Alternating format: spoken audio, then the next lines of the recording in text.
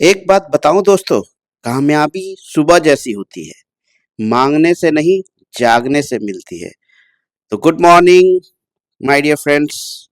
और एक और लाइन, जरूरी नहीं कि सब लोग आपको समझ पाए। जरूरी नहीं कि सब लोग आपको समझ पाए, तराजू सिर्फ वजन बताती है, क्वालिटी नहीं। तो आप खुद एनालिसिस अपना करते हैं, करते रहिए, दूसरे के बातों में मत आइए, मेहनत कीजिए, सफलता एक दिन जरूर मिलेगी। चलिए दोस्तों, आज है 9 अक्टूबर, तो AKY एकेडमी में आपका स्वागत है। तो आज के करंट अफेयर्स, जो भी इम्पोर्टेंट करंट अफेयर्स है, हम लोग देखेंगे। और दोस्तों, जैसा कल हुआ था कि केवल इंग्लिश में क्वेश्चंस और ये सब रहेंगे, हिंदी में नहीं रहेगा। लेकिन चलिए, मैं धीरे धीरे ट्राई करूंगा कि हिंदी इंग्लिश दोनों में क्वेश्चन आंसर रहे, ताकि हिंदी और इंग्लिश भाषा का बैरियर सीखने में नहीं होना चाहिए। और दूसरी बात, मैंने कल अपना वीडियो खुद सुना, तो मुझे क्या लगा कि मैं कुछ मोनोटोनस हो जाता हूँ बात करते करते। ऐसा लगता है कि मैं दीवालों को पढ़ा रहा हूँ। दोस्तों, ऑनलाइन टीचिंग में एक चीज़ तो है कि आदमी मोनोटोनस हो जाता है, और वो, लेकिन जब आदमी फेस टू फेस टीचिंग करता है और पढ़ता है, तो उसमें एक अलग ही मज़ा है। चलिए, लेकिन ऑनलाइन की अपनी कुछ खामियां हैं, तो कुछ बेहतरीन चीज़ें भी हैं इसमें। तो चलिए, गुड मॉर्निंग वंस अगेन, और दिस इज़ अबाउट मी, ताकि आपको पता चल सके मैं कौन हूँ। और मैं थोड़ा आपको हंसाता और उसमें कुछ कुछ बताता रहूंगा, ताकि मोनोटोनस ना लगे। ठीक है, तो चलिए दोस्तों, आज के करंट अफेयर्स में हम लोग आगे बढ़ते हैं। फिर ये subscribe button, kindly subscribe and support. So let's begin now. पहले recap, the 2025 Nobel Prize in Physics has been awarded to, तो इसका आंसर होगा John Clarke, Michael Devoret and John Martinis. तो इसका जो है, हम लोगों ने चिटकोट बनाया था, जॉन मिस कॉल जॉन, है ना, John miss call John.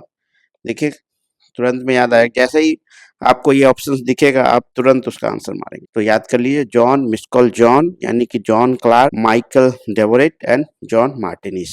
Next, recently union government launched My Bharat mobile app for, तो इसका क्या होगा, यूथ एम्पावरमेंट के लिए। और ये किसके द्वारा बनाया गया था, डिजिटल इंडिया कॉर्पोरेशन के द्वारा, जो मिनिस्ट्री ऑफ इंफॉर्मेशन टेक्नोलॉजी के अंतर्गत आता है। तो नेक्स्ट देखते हैं, recently 20 point peace plan is proposed by, तो आंसर इज डोनाल्ड ट्रंप। ये गाजा, हमास और इजराइल से रिलेटेड है। और अभी 7 अक्टूबर को ही जो गाजा पैलेस्टीन और इजराइल के बीच में जो युद्ध चल रहा था, जैसे कि ये दोस्तों, हमास, गाजा, पैलेस्टीन, ये दैट मीन्स की एक ही बात होती है। मतलब कि कोई वहाँ के रिबेल ग्रुप है, कोई रीजन है, कोई वहाँ की इथनिक ग्रुप है। तो इन तीनों की बात आए तो समझिए एक तरफ के लोग हैं, ए वन साइड के लोग हैं, और दूसरी तरफ इजराइल है ना। तो इन दोनों के बीच में संघर्ष चल रहा है लगातार 2 वर्षों से। 7 अक्टूबर 2023 से शुरू हुआ था और अभी तक चल रहा है, ये तीसरे साल में प्रवेश कर चुका है। तो नेक्स्ट चलते हैं दोस्तों। तो चलिए, इसी के साथ आज का सवाल,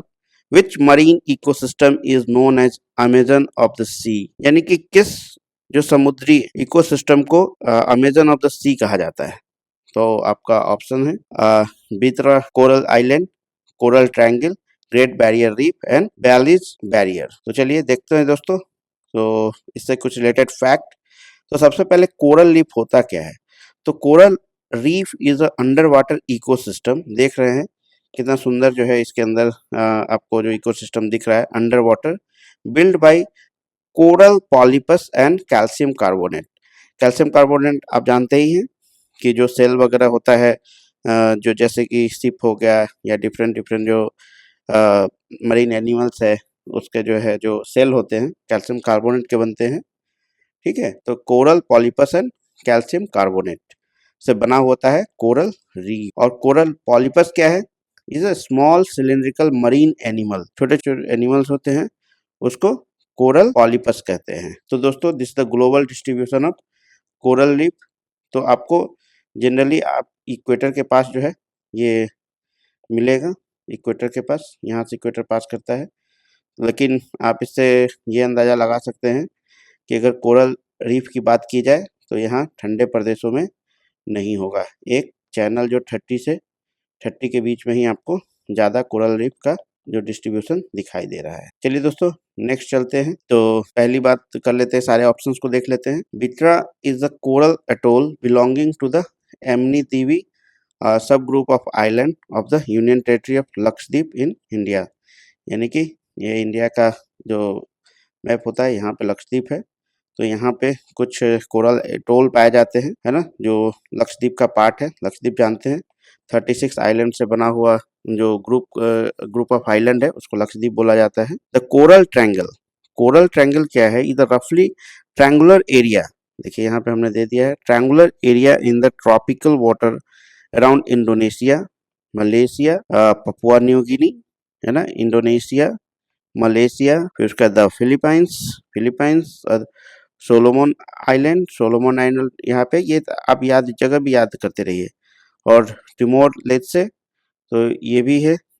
ये सारे के एरिया का यहाँ पे नाम दिया गया है, मैप में भी है यहाँ पे। तो the coral triangle is located between the Pacific and Indian Ocean, तो इधर है पैसिफिक, इंडियन ओशन। ठीक है दोस्तों, the area contains at least 500 species of the reef building corals, तो इसी को क्या बोलते हैं? Amazon of the seas. Amazon of the seas करने का मतलब, अमेजन जो रेन फॉरेस्ट है, this is called the lungs of the earth, है ना, वो इतना इन्वायरमेंटली इंपॉर्टेंट है कि लंग्स ऑफ द अर्थ बोला जाता है। तो वहां से इसको अमेजन ऑफ द सी बोला गया है। दैट मीन्स कि the importance of this coral triangle is similar like the Amazon rain forest. Amazon के जंगलों के जैसे जितना इम्पोर्टेंस है अर्थ पे, उतना ही इम्पोर्टेंस जो है कोरल ट्रायंगल का है, तो इसी को बोलते हैं अमेजन ऑफ द सीज। तो देखते हैं, दो और ऑप्शंस दिए हुए हमारे क्वेश्चन में। तो great barrier reef is the world largest coral reef system, तो क्या है लार्जेस्ट कोरल रीफ सिस्टम? कौन सा है? वो ग्रेट बैरियर रीफ है, जो कहाँ है? ये ऑस्ट्रेलिया है। ऑस्ट्रेलिया के इस पार्ट पे आपको, नॉर्थ ईस्टर्न पार्ट पे ये ग्रेट बैरियर रीफ मिलेगा और सबसे लार्जेस्ट है, याद रखिएगा। और ब्लीजे बैरियर रीफ की बात करते हैं, this is the second largest coral reef system in the world, stretching approx 300 kilometre. ये जो है 300 किलोमीटर स्ट्रेच है इसका, along with the coast of Belize. It is a part of the larger Mesoamerican Barrier Reef System. तो यहाँ पे meso-American barrier reef system है, उसी का एक पार्ट है और ये सेकेंड लार्जेस्ट है। ठीक है, तो ये है हमारा नॉर्थ अमेरिका वाला पार्ट, ठीक है, और ये है मैक्सिको, ये तो है ग्वाटेमाला, और यहीं पे आपको दिख जाएगा बैलीजे। तो आप याद रखिएगा, सारे लोकेशंस भी याद रखिए। हम लोग साथ साथ मैपिंग के भी जो भी इम्पोर्टेंट पॉइंट होते हैं वो हम लोग देखते चले जाते हैं। तो इससे दोनों फायदा है एनालिसिस का, कि अगर मैपिंग से रिलेटेड अगर क्वेश्चंस आते हैं तो आप उसको भी सॉल्व कर सकते हैं। अगर कोरल से रिलेटेड कोई जो है क्वेश्चन आ गया तो उससे भी आप जो है सॉल्व कर लेंगे। जैसे अभी कोरल ब्लीचिंग और ये सब जो है रिसेंट जो है इन्वायरमेंट का मुद्दा है, तो आपको समझने में आसानी होगी। तो करंट अफेयर्स में केवल करंट की चीज़ें नहीं होती है, मैं जो करंट अफेयर आपको बता रहा हूँ वो करंट के साथ साथ जो भी स्टैटिक टॉपिक होगा मैं उसको भी कवर करता हूँ, है ना, एग्जॉस्टिवली। और अगर आपको कुछ समझ में नहीं आए तो नीचे कमेंट में ज़रूर जो है बताएं, या फिर टेलीग्राम पे जाके क्वेश्चन को डालें, तो मैं नेक्स्ट वीडियो में ज़रूर उसको जो है आपको डिस्कस कर दूंगा। चलिए दोस्तों, तो नेक्स्ट चलते हैं हम लोग। तो आंसर हो जाएगा which marine ecosystem is known as Amazon of the sea, तो है coral triangle. Amazon of the sea क्यों कहा जाता है? अगर ये भी क्वेश्चन आ जाए तो उसको भी आप आराम से बना सकते हैं। तो चलिए, स्टेबल कॉइन के ऊपर जो है ये क्वेश्चन है। With reference to the stable coin consider the following statement, यानी कि स्टेबल कॉइन से संबंधित नीचे जो दिए गए हैं तथ्य उसको देखिए। It is the type of the crypto currency. सबसे पहले ये देखिए, क्रिप्टो करेंसी है ये, that is typically packed on the existing government backed currency, है ना, यानी कि किसी न किसी गवर्नमेंट बैक्ड करेंसी से उसका जो है मूल्यांकन किया जा रहा है। और stable coin holds cash, government debt and commercial paper and other as a reserve. तो दोनों देखते हैं स्टेटमेंट क्या क्या सही होता है। पहले स्टेबल कॉइन क्या होता है दोस्तों, हम लोग वो देख लेते हैं। तो देखिए this the stable coin IMF का ये जो भी है पिक्चराइजेशन है वहाँ से लिया गया है। ये इमेज IMF के वेबसाइट से लिया गया है। तो दोस्तों यहाँ पे देखिए stable coin is a type of cryptocurrency that is typically pegged to a existing government backed currency। यानी कि वो कहीं ना कहीं जैसे कॉइन होता है ना, एक तो हम लोग का करेंसी होता है नॉर्मल नोट हो गया, कॉइन हो गया जो हम लोग यूज करते हैं। दूसरा बिटकॉइंस हो गया, क्रिप्टो करेंसीज हो गया, है ना, उसका कोई बैकिंग नहीं होता है। वो क्या होता है सोशली वो एक दूसरे के एक्सचेंज में काम आता है, लेकिन उसका कोई गवर्नमेंट बैकअप नहीं होता है। This is not a legal tender. ये लीगल टेंडर नहीं होता है, यानी कि कोई आपको मजबूर नहीं कर सकता है बिटकॉइन से कोई भी सामान खरीदने के लिए, बेचने के लिए, है ना। तो लीगल टेंडर नहीं है बिटकॉइंस, वो यूज नहीं कर पाएंगे फोर्सफुली हम। और दूसरा होता है हमारी करेंसी, जो कि कोई मना ही नहीं कर सकता है। जैसे रुपी हो गया इंडियन की करेंसी, कोई मना ही नहीं कर सकता है। डॉलर हो गया, मना नहीं कर सकता है, क्योंकि वो गवर्नमेंट बैक्ड है। और तीसरी करेंसी क्या आ रही है कि वो बिटकॉइन की तरह ही करेंसी होगी, डिजिटल करेंसी होगी, है ना, लेकिन वो बैक्ड बाय द गवर्नमेंट। कोई भी रिजर्व है उससे बैक्ड होगा, क्योंकि उसका कहीं ना कहीं एक मूल्य स्थापित किया जाएगा। तो उसको बोलते हैं स्टेबल कॉइन। तो हमारे फाइनेंस मिनिस्टर जो है स्टेबल कॉइन को लाने के लिए अभी बोल रही थी कि जल्द से जल्द हम लोग स्टेबल कॉइन ला सकते हैं। तो इसीलिए ये क्वेश्चन बनाया गया है। Stable coin holds a bundle of assets in reserve, है ना, usually short term securities such as cash, government debt and commercial paper. They form the bridge between old world current money, जैसे rupee हो गया, note coin हमारा जो चलता है that is called old world money, and new world crypto, यानी जैसे bitcoins हो गया। इन दोनों के बीच का जो है वो कड़ी है कि वो एक तो लीगल टेंडर है हो जाएगा, और दूसरा बिटकॉइन की तरह काम करेगा, क्रिप्टो करेंसी की तरह काम करेगा। ठीक है दोस्तों, this stability can be also be achieved only if a centralized institution is in charge of issuing or minting, redeeming these crypto assets। यानी कि कहीं ना कहीं गवर्नमेंट का इन्वॉल्वमेंट होगा, तभी जाके ये कॉइन, है ना, स्टेबल कॉइन बन जाएगा। Just like a bitcoin but backed by the government security security, तो वो स्टेबल कॉइन हो जाता है। चलिए दोस्तों, इसमें तो दोनों ऑप्शंस हमें करेक्ट मिल रहे हैं। तो नेक्स्ट चलते हैं हम लोग। चलिए फिर से, Nobel prize in chemistry has been awarded to, जैसे कि रोज नोबेल प्राइज की घोषणा की जा रही है। तो कल केमिस्ट्री के लिए किया गया था, उसके पहले फिजिक्स के लिए, फिर उसके पहले फिजियोलॉजी और मेडिसिन के लिए। तो चलिए, नाम है Susumu Kitagawa, Richard Robson and Omar Yaghi, और ऑल ऑफ द एबव। तो क्या है देखते हैं हम लोग। तो सबसे पहले कल भी हमने नोबेल प्राइज के बारे में कुछ बताया था, आज भी हम जल्दी जल्दी रिपीट कर लेते हैं कि नोबेल प्राइज जो है वो रॉयल स्वीडिश एकेडमी द्वारा अनाउंस होता है, नोबेल फाउंडेशन के द्वारा एडमिनिस्ट्रेड है ना। और क्या होता है, greatest benefit to the human kind, जो ह्यूमन काइंड के लिए सबसे बेनिफिट वाला काम करता है उन्हीं को दिया जाता है। कुछ अनोखा, कुछ अलग काम करते हैं आप लोग, तो नोबेल प्राइज दिया जाता है। द प्राइज व फर्स्ट अवार्डेड इन 1901। क्यों? क्योंकि 5th एनिवर्सरी, डेथ एनिवर्सरी था अल्फ्रेड नोबेल जी का, है ना। तो डायनामाइट जिन्होंने बनाया था अल्फ्रेड नोबेल, और बहुत सारे रिसर्च किए थे, लेकिन he is famously known for the dynamite. और उसी के death anniversary, 5th death anniversary के ऊपर 1901 में ये स्टार्ट किया गया था प्राइज। टोटल 6 फील्ड में दिया जाता है, फिजिक्स, केमिस्ट्री, फिजियोलॉजी, मेडिसिन, दोनों एक ही है, literature, peace and economic science, economy में। तो इंडिया में भी लोगों को मिला है, इंडियन को, जैसे हमारे Rabindranath Tagore, CV Raman, Mother Teresa, Amar Sen, Kailash Satyarthi, ये इंडियन सिटीजन थे। बट ये क्या थे, it is belongs from the India, लेकिन ये इंडियन सिटीजनशिप नहीं ले रखा था, उनके पास दूसरे देश के सिटीजनशिप थे। तो लेकिन इंडिया से बिलोंग करते थे। इंडियन नोबेल लॉरेट्स कौन हो गए, हरगोविंद खुराना, है ना, Chandrasekhar, S Chandrasekhar, V Radha Krishnan and Abhijit Banerjee. तो ये सारे नोबेल लॉरेट्स हैं जो कि इंडिया से कहीं ना कहीं जुड़े हुए हैं या इंडिया से बिलोंग करते हैं। तो चलिए नेक्स्ट देखते हैं दोस्तों।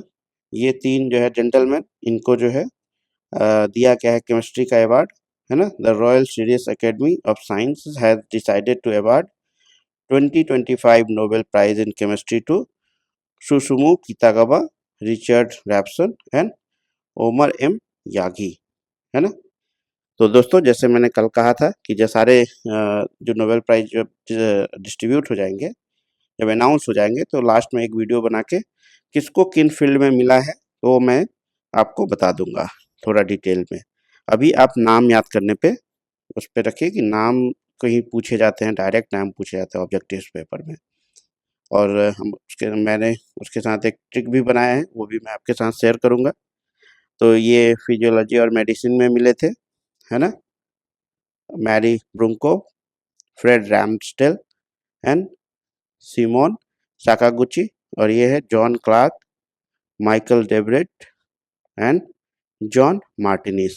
तो दोस्तों जैसे केमिस्ट्री के लिए हमें अगर याद करना पड़ेगा, है ना, रिच ओमर कितागावा, है ना, रिच ओमर कितागावा, इस तरीके से हम याद कर सकते हैं। रिच, तो इस तरीके से याद कर सकते हैं, रिच ओमर कितागावा, यानी कि कौन कौन से नाम हो जाएंगे, सुसुमु कितागावा, रिचर्ड रैप्सन, है ना, रिच आ गया वहां से, और ओमर एम यागी, ओमर हो गया। तो ओमर, रिच ओमर कितागावा कहाँ गए, मतलब इस तरीके का। जैसे राम मैरी सुमन, है ना, जो रैमस्टेल थे तो उसका राम, और this is a Mary, and Simone को सुमन हमने बोल दिया। बस याद रखना है, कुछ फनी ट्रिक्स याद रखिएगा तो ज़्यादा सही है। ऐसे तो मैं देखता हूँ कि लोग हर एक चीज़ के ट्रिक्स ही बनाने चलते हैं और दिन भर यूट्यूब पे वही देखते रहते हैं, या फिर बनाने वाले वही बनाते रहते हैं। तो दोस्तों उतना नहीं जाना है, वैसी चीज़ें को, ऐसी वैसी चीज़ें जो बार बार आपके सामने आ रही है तो उसका तो कॉन्सेप्चुअल क्लैरिटी रखिए, है ना, जो स्टैटिक चीज़ें हैं। लेकिन अब इस तरीके का है कि हर नेक्स्ट ईयर मिल रहा है, तो आप कैसे याद रखेंगे। तो शॉर्ट टेस्ट के लिए अगर कुछ याद रखना है तो ट्रिक के जरिए रखिए, निमोनिक्स के जरिए रखिए, है ना। और जो स्टैटिक चीज़ें हैं उसको try to convert into the concept, उस पे जो है कॉन्सेप्ट बनाइए अपना, तभी जाके आप बेहतर चीज़ों की समझ रख पाएंगे, है ना। क्योंकि क्या है ना कि जैसे माला में मोती पिरोया रहता है ना, वैसे ही कॉन्सेप्ट होते हैं। अगर जब तक आप एक एक करके पिरोएंगे नहीं तो आपको समझ में नहीं आएगा, पूरी माला नहीं बन पाएगी, ठीक है। कभी कभी तो क्या होता है कि आदमी एग्जाम भी निकाल लेता है तब भी वो माला नहीं बना पाता है ना। तो दोस्तों आप कॉन्सेप्ट बिल्डअप करने में अपना ध्यान लगाइए कि सफलता के साथ साथ अगर आप अच्छे नॉलेज रखेंगे तो आफ्टर जॉब में भी आपको बहुत मदद मिलेगी। तो राम मैरी सिमोन करके दिया था हमने, और जॉन मिसकॉल जॉन यानी जॉन क्लार्क, है ना, और माइकल को मिसकॉल बोल दिया हमने, और जॉन मार्टिनिस को जॉन हो गया, जॉन मिसकॉल जॉन। तो ये कहीं लिख लीजिए, याद कर लीजिए, ऐसा मैं कुछ कुछ चिट कोड लाता रहूँगा। होता क्या है ना कि इन सब चीज़ों को एक बार पढ़ेंगे तो लगेगा क्या अजीब सा है, 2 बार पढ़ेंगे तो लगेगा ठीक, थोड़ा ठीक है। अगर दूसरे, तीसरे, चौथे दिन देख लिया तो लगेगा कि अरे ये तो कितना बढ़िया है, इतना ईज़ी तरीके से हमें याद हो गया। तो याद रखिएगा, पहले दिन नहीं, दूसरे दिन नहीं, तीसरे दिन नहीं, कम से कम 4 दिन आप दीजिए इसको, अपने आप आपके दिमाग में सेट हो जाएगा, और ऑब्जेक्टिव क्वेश्चन जैसे ही आपके सामने आएगा, आपके 2 मार्क्स, 1 मार्क्स जो भी पर क्वेश्चन मार्क्स है, वो आपके श्योर हो जाएँगे, सिक्योर हो जाएँगे। तो दोस्तों नेक्स्ट चलते हैं। तो आंसर इज़ द ऑल, और same concept, same memory trick आप कहीं लिख लीजिए। चलिए दोस्तों, ask to the last day, answer to the last day asked question, है ना। Tomahawk is a subsonic cruise missile developed by which country? USA, Russia, Ukraine, India.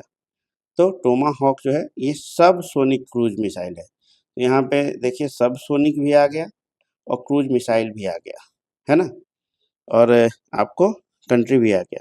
तो ये भी कर सकते हैं ये भी क्वेश्चन हो सकता था कि Tomahawk is a which type of missile, country ना पूछ के किस टाइप ऑफ मिसाइल है, तो उसमें क्रूज है, बैलिस्टिक है, या सबसोनिक है, हाई ट्रांससोनिक है, सुपरसोनिक है, सोनिक है, तो इस तरीके से आपसे पूछा जा सकता है। तो चलिए दोस्तों, पहले तो हम लोग ये देख लेते हैं, टोमाहॉक क्रूज मिसाइल है ना, land attack missile is the all weather long range subsonic missile is used for the land attack warfare. It is launched by US Navy, है ना। देखिए वॉरहेड है 1000 LBS, है ना, वेट है, स्पीड है ना, रेंज दिया हुआ है। तो ये यूएसए से बिलोंग करता है और ये क्या है, नेवी का है। तो ये सबमरीन से भी जो है इसको लॉन्च किया जा सकता है, यूएस नेवी या रॉयल नेवी सबमरीन से भी लॉन्च किया जा सकता है इसको, जो है दिस इज क्रूज मिसाइल। तो चलिए हम लोग कुछ मिसाइल्स जब पूछा गया है तो मिसाइल्स कितने तरीके से के होते हैं वो भी देख लेंगे। तो जैसे मिसाइल कैन बी कैटेगराइज्ड, है ना, टेक्नोलॉजी के हिसाब से, जैसे रामजेट हो गया, फिर स्कैम जेट हो गया, कैसे जो है वो प्रोपेल कैसे करता है, उसके ऊपर जो है अलग अलग मिसाइल्स की कैटेगराइजेशन है। जैसे डिस्टेंस हो गए तो इंटरकॉन्टिनेंटल हो गया, कॉन्टिनेंटल हो गया, है ना, लॉन्ग रेंज, शॉर्ट रेंज, इस तरीके से मिसाइल के नाम दिए जाते हैं। जैसे स्पीड हो गया, जैसे यहाँ पे सबसोनिक बोला गया था, तो मिसाइल सबसोनिक होते हैं, ट्रांससोनिक होते हैं, सुपरसोनिक होते हैं और हाइपरसोनिक होते हैं, है ना। फिर ट्रैजेक्टरी के हिसाब से, ट्रैजेक्टरी मतलब कि किस पाथ को फॉलो करते हैं, तो उसके हिसाब से भी जो है मिसाइल अलग अलग होते हैं। जैसे this is the cruise missile, है ना, जैसे क्वेश्चन में भी क्रूज पूछा गया है, और this is the ballistic missile, है ना। तो उसके हिसाब से अलग अलग है, लॉन्च के हिसाब से भी अलग होता है, air to air, surface to air, है ना। तो इस तरीके से मिसाइल को कैटेगराइज किया जाता है। तो हम लोग यहाँ पे क्या करते हैं, सोनिक स्पीड के हिसाब से देख लेते हैं। जैसे ये तो इधर है, और ये क्या है कि क्रूज मिसाइल क्या होता है कि वो एक डिस्टेंस एक ग्राउंड से एक डिस्टेंस फॉलो करके और अपना पाथ डिसाइड करता है ना, this is called cruise missile. और एक जो है वो एक पैराबोलिक पाथ जो है वो अपनाता है, उसको बोलते हैं बैलिस्टिक मिसाइल, है ना। ट्रेजेक्टरी जैसे इस तरीके से, जैसे आप पत्थर फेंकते हो, अगर दूसरे एंड पे अगर एक नदी है ना, और दूसरे एंड पे जैसे पत्थर फेंकोगे, उस तरीके से अगर मिसाइल जा रही है उस ट्रेजेक्टरी पे, तो उसको बोलते हैं बैलिस्टिक मिसाइल। और दोस्तों जिस तरीके से ये दिस इज द टेरेन का जो पाथ जो फॉलो कर रहा है, उसको बोलते हैं क्रूज मिसाइल, है ना। एकदम सरफेस से सटा हुआ जाके ये चल रहा है क्रूज मिसाइल। ठीक है, आपको पता चल गया। अगर तभी कंफ्यूजन है तो बताइएगा, इसको और डिटेल में हम लोग करेंगे। तो दोस्तों ये स्पीड के हिसाब से सबसोनिक, ट्रांससोनिक, सुपरसोनिक और हाइपरसोनिक क्या है ना। तो पहले तो सोनिक क्या है, सोनिक मतलब कि मैक स्पीड से सारा इसका कैलकुलेशन है। मैक स्पीड मतलब हो गया object speed divided by speed of the sound. तो स्पीड ऑफ द साउंड क्या होता है, एट द 20 डिग्री अगर एयर में बात की जाए तो 343 मीटर पर सेकेंड उसकी, है ना। जैसे बीपीएससी ने भी क्वेश्चन इस बार खूब न्यूमेरिकल्स के पूछे, हो सके कि आगे वाला न्यूमेरिकल्स इसी जो है फॉर्मूले पे आ जाए, तो दोस्तों उसको जो है आपको सॉल्व करना है। तो इसी तरीके से आप सॉल्व करेंगे। और दूसरा क्या है कि इस बार पूछा गया था कि जो साउंड की स्पीड है वो किस में ज़्यादा होगी, स्टील में ज़्यादा होगी या फिर एयर में ज़्यादा होगी, है ना। तो उस पे भी क्वेश्चन बनते हैं दैट की साउंड की स्पीड जो है वो मीडियम पे डिपेंड करता है और टेम्परेचर पे भी डिपेंड करता है, याद रखिएगा। ये भी एक क्वेश्चन हो गया, अ, ये साइंस का क्वेश्चन मैं बता रहा हूँ आपको। तो दोस्तों, तो ratio of object speed divided by speed of sound is called Mach number, है ना। अगर स्पीड ऑब्जेक्ट स्पीड जो है स्पीड ऑफ साउंड के बराबर हो जाता है तो मैक नंबर विल बी 1, है ना। तो जब मैक नंबर 1 होगा और उस स्पीड से अगर चलता है, जबकि साउंड की स्पीड से अगर कोई चलता है कोई भी ऑब्जेक्ट या कोई भी मिसाइल, उसे बोलते हैं ट्रांससोनिक, है ना। अगर जो है वो साउंड की स्पीड से कम चलेगा तो ये रेशियो क्या होगा, लेस देन 1 हो जाएगा। उसको बोलते हैं सबसोनिक। अगर जो मैक स्पीड जो है यानी कि ऑब्जेक्ट का स्पीड जो है साउंड के स्पीड से ज़्यादा होगा तो उसको बोलते हैं सुपरसोनिक, है ना। अगर उसके 5 गुना से भी ज़्यादा अगर स्पीड है ऑब्जेक्ट का, किसी मिसाइल का, किसी फाइटर प्लेन का, है ना, तो उसको बोलते हैं हाइपरसोनिक। तो याद रखिएगा 5 से ज़्यादा, 5 गुना ज़्यादा अगर साउंड से ज़्यादा स्पीड हो जाएगी ऑब्जेक्ट की तो वो हाइपरसोनिक हो जाएगा। सुपरसोनिक जब साउंड की स्पीड से ज़्यादा स्पीड होगी तो उसको सुपरसोनिक, अगर बराबर होगी तो ट्रांससोनिक, और साउंड के स्पीड से कम होगी स्पीड, है ना, तो सबसोनिक मिसाइल बोलते हैं। ठीक है, चलिए तो इसका आंसर यहाँ पे होगा United State. Next question for my dear viewers, तो दोस्तों कमेंट में इसका उत्तर दीजिए।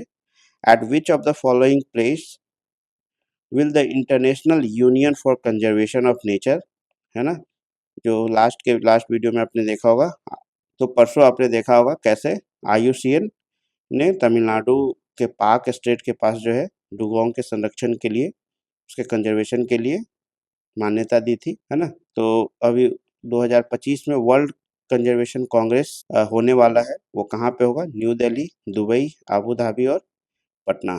तो kindly give your answer and like this video, subscribe this channel and share this video। तो चलिए दोस्तों आगे देखते हैं। हम लोग लगभग हम लोग एंड पे ही हैं। तो ये केवाई एकेडमी का व्हाट्सएप चैनल, ये टेलीग्राम चैनल, अगर PDF आपको चाहिए और एडिटोरियल का कटआउट क्लिप चाहिए तो आप इस पर विजिट कर सकते हैं। डिफरेंट अगर न्यूज़ चाहिए वहाँ भी विजिट कर सकते हैं। और ये तमाम जो है सोशल नेटवर्किंग साइट पे आप मुझे AQY एकेडमी से ढूंढ सकते हैं।